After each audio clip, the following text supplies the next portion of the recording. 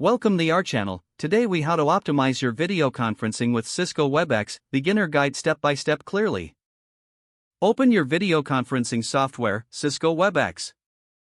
Begin by creating an account if you haven't done so already. Visit the Cisco Webex website and click on the Sign Up button. Fill in your credentials, including your email address and desired password. Verify your email to activate your account. Once logged in, familiarize yourself with the dashboard. To schedule a meeting, click on the Schedule a Meeting button. Enter the date, time, and duration of your meeting. Add a descriptive title to let participants know the meeting's purpose. Invite participants by entering their email addresses. Customize the meeting settings, such as enabling a waiting room or requiring a password. Click Save to create the meeting.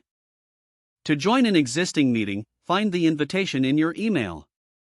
Click the link provided to enter the meeting room. If prompted, download the Webex application for enhanced features. Once the application is open, check your audio and video settings.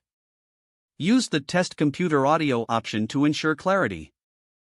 Select your preferred microphone and speaker from the Settings menu. Adjust your camera settings to ensure you are framed correctly. Join the meeting by clicking the Join Meeting button.